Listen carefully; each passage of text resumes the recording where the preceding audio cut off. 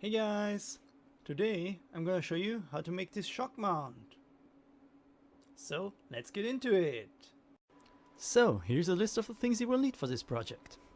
A 7.5 cm pipe for the inner frame, a 12.5 cm pipe for the outer frame, it can also be slightly bigger, some rubber bands, I use hair ties without the metal part, some wire, sandpaper, masking tape, a drill with different drill bits, a saw, an X-Acto knife, scissors, a Dremel, which is not absolutely necessary but it helps out a lot, a pair of pliers, screws 1 cm long and 6 mm wide, and some small zip ties.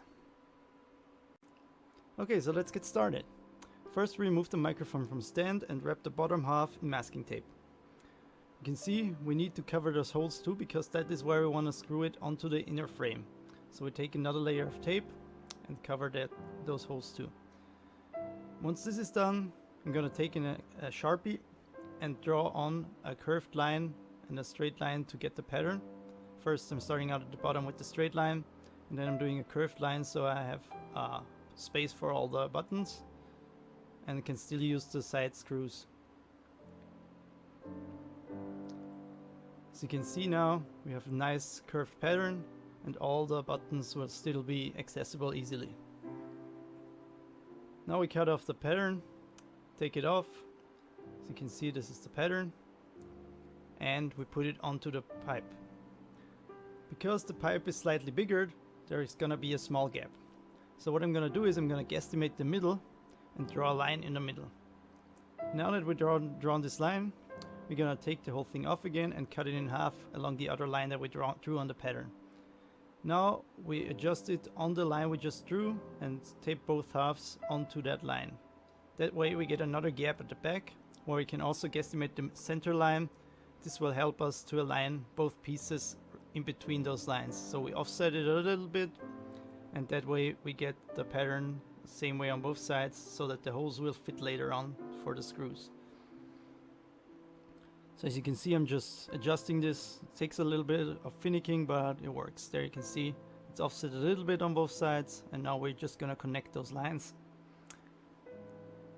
And once those lines are connected, I'm gonna cut off the excess tape with an X-Acto knife, crafting knife, whatever you have. And once this is done, you can see here this is the pattern. Once this is done, we're gonna score the holes a little bit so we can mark in the holes later on too, and also we're gonna go around the pattern with a Sharpie pen to get the pattern onto the pipe. Now we have the pattern, as you can see here. So now we're gonna get into the cutting.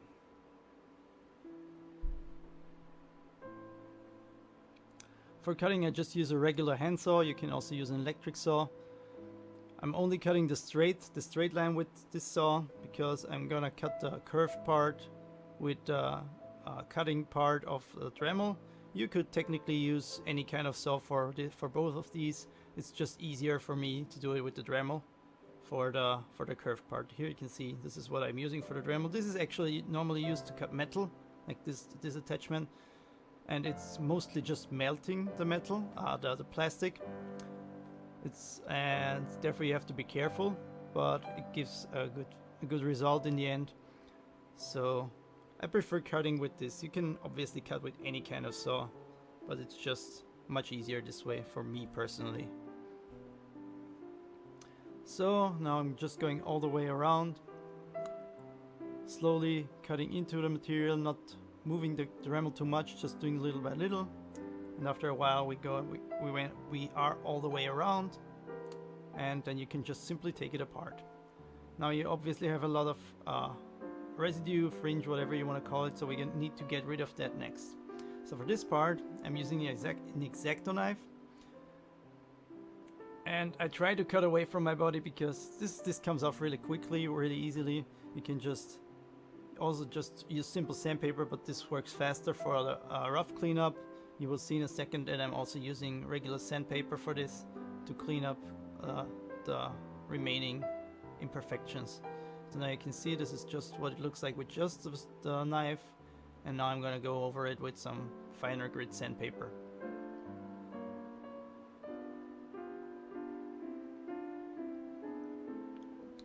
Pretty straightforward process, just trying to round out the edges. Sometimes I have to go in with the knife again, as you just saw, where I see small imperfections, and just sanding and cutting and sanding and cutting till I'm happy with it. There you go, you can see all nice and sanded.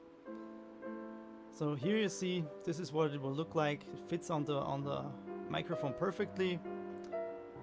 And what we still need to do, obviously, is to drill in the holes for the screws, because most shock mounts use the hole on top to screw it in, but I prefer the side screws, especially for the DIY project, because it's easier to access and you don't need a special mount for it.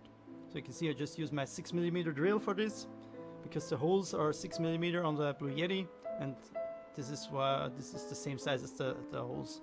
I also got 6mm screws that you will see, like the regular screws that come with the Blue Yeti, fit in there perfectly, but I'm not using those. But you will see that later on. For now, I'm just attaching it with the regular screws, because for testing purposes, so you can see this fits on there, it holds it by itself and it doesn't come off and doesn't wobble or anything.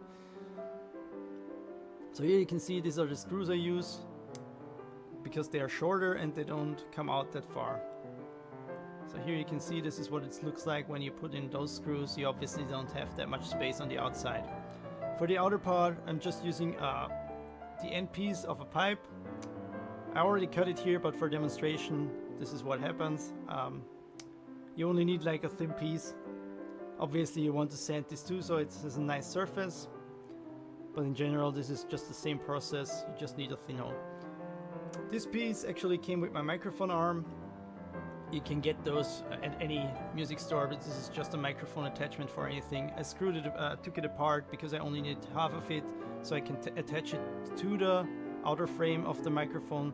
So I can screw it onto the microphone arm. Just drilling a hole in there, so I can actually attach this with the screw. And as you can see, just screwing it in pretty easily, and there you have it. This is how the microphone will hold on the arm or anything you want to mount it on. So now I need to find the center of this piece, and I need to separate this into 4 pieces, so I know where to put in the arms for the attachment for the suspension. So as you see, I just draw a circle, draw a line randomly through it, make a line through the halfway point, do the same thing on the other side, and that way I get a four-way separation. So now I draw it onto the pipe, and now you can see here I have 4 equally spaced lines. Into these we're gonna sand a little bit with a file, because this is where the wire is gonna attach, and if you sand into it a little bit, the wire cannot move around. It just it sits in this like groove. You can see here just a little groove. Then we're gonna cut into it. You can also use a Dremel for this. I just prefer to do it with the more controllable file. Sanding it down a little bit. I'm doing this for all 4 lines, and this is where we're gonna attach the metal arms.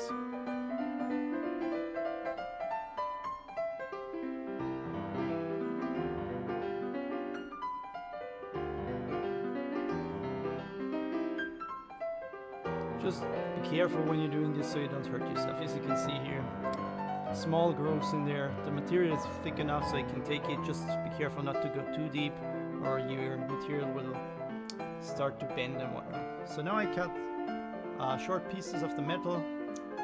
As you can see, these are going to be the arms. Obviously the ends have to be bent over so they are not sharp or anything. You can also sand down the edges. I just bent them over so it looks nicer. As you can see, I used 2 pair of pliers just to bend it, and then bend both sides. I think I bent about 3 centimeters inwards or 2.5 centimeters inwards. This way you get like this U shape. So now to attach these, I drew on 4 small dots on there. This is where we're gonna drill into it, and we're gonna zip them together with some zip ties. That way the metal rod will stay on there. So I'm just taking a small 2mm drill and some small zip ties. whatever zip ties you have lying around, it's really not that important. Size-wise, you can use big ones or small ones, whatever you have. So I make 4 holes, feed the zip ties through, 2 for each arm, and then pull them shut, and this will give you a nice firm grip on this piece. Here you can see, obviously it sits very nicely in that groove that we cut earlier. So all that's left to do is just cut off the inside, like the leftover of the zip tie, and you have a perfect fitting arm. So now I did this off camera. I attached all 4 the same way. I only did 1 for demonstration purposes.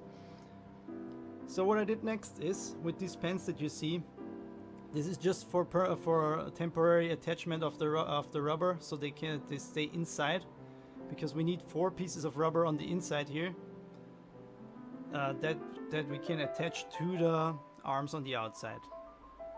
Now I'm screwing it in because the rubbers on the inside are already attached. So what I'm doing is I'm feeding another rubber band through this, as you can see, through 2 of the loops, and then I'm gonna attach one side of the rubber band on the bottom side of one of the arms, and then attach it to another one of the arms diagonally to the top side. So you can see one side is on the bottom and one on the top, and it goes diagonally. Now we do the same thing for all the others, and we make like an X. So we make, for all 4 arms, we make 1 X. So we need 8 rubber bands for the outside and 4 rubber bands for the inside mount that we already did earlier. So you can see I'm just attaching these. It's a little bit finicky, and this is probably the part that takes the most fiddling around. But here you can see just putting on slowly and being careful not to hurt or scratch the microphone or anything. But it's really not hard, it looks more complicated than it actually is. So I'm almost finished here, just a couple more.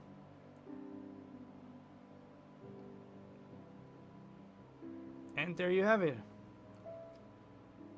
Suspended mount. You just adjust all these arms and do whatever you want for it. But as you can see, it looks like a shock mount. That's the purpose of it. And here you can see now also the diagonal pattern. So now all that's left to do is get it onto the microphone arm. I took off the mount of my shock mount first and screwed it onto the arm first, but it will work the other way around too. And here you can see, just screw in the screw again, and there we have it, a finished shock mount. So you can see I haven't attached the arm to anything yet because I need to put a hole in my table or whatever. But you can see it's a top-down mount. You can also turn the microphone around if you want to, obviously.